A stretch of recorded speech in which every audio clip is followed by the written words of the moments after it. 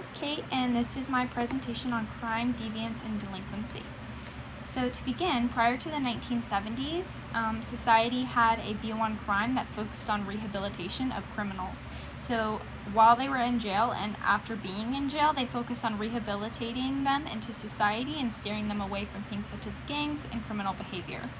Then, after the 1970s and into the 1990s, society began to adopt a more punitive view on crime, and they began to crack down on convictions of crime, such as adopting things such as the three-strike law, which really just helped society have a more punitive view on crime. Then if we look at post the 2000s, we see a large shift, and now society is focusing on fixing the community. And so they start getting educational programs and getting into the schools to help keep kids out of crime and out of the streets. So next, to talk about strain theory.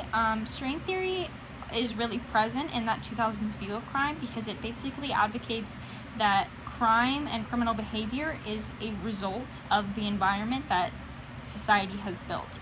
So for instance, low education, low economic status, the family unit, if we see disruptions within those, that the end result will be crime. And so they view it less as the criminal is evil as they may have viewed it in the 1990s, and they more so see it as these are products of some type of disruption within some type of societal pillar. So next, let's look at strain theory contributors. First, we have Robert K. Merton. He originated strain theory in the 1930s, and he proposed that there are certain societal structures, such as the education system, the family unit, money, wealth, that can all contribute to criminal behavior. And we can see this definitely present in the 2000s. And next up, we have during the 1970s, Albert K. Cohen. He built upon Merton's strain theory, introducing the concept of status frustration. And so this advocated that lower class youth create these subcultures such as gangs to help compensate for the lifestyle that they're living, and this just keeps them in crime, keeps them in lower economic statuses, and it's a generational type thing. That's what Albert K. Cohen advocated.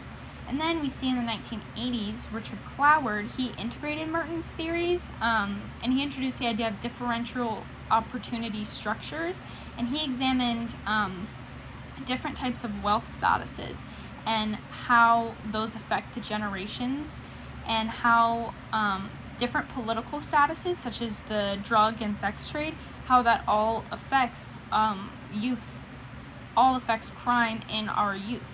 And how that plays into politics, and how certain trades amongst wealth between different classes can affect criminals and make them happen more often. Then during the 1990s, Robert Agnew, he introduced general strain theory. This expanded the framework of strain theory, and he basically added more stressors and more societal pillars, which can have disruptions among them, which can all contribute to crime and criminal behavior. And then in the 2000s, Stephen F. Messner, he merged strain theory with social structures, and he wrote Crime in the American Dream, and he talked about in America the different problems that we have and the thirst for fast money that we have in America that can lead someone towards the drug and sex trade.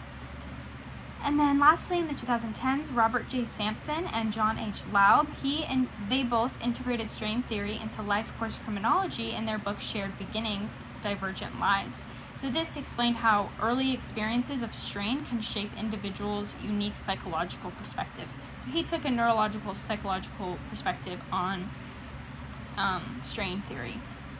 So overall, studying theories and related to crime and criminal delinquency is definitely essential for comprehending the factors that contribute to juvenile offending.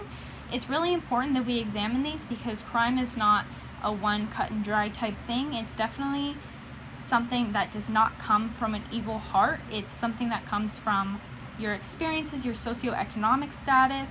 It's not something that people just commit because they want to, and so that's why it is absolutely essential that we understand where crime comes from, how it happens, and how people come into these situations to really understand and help stop crime.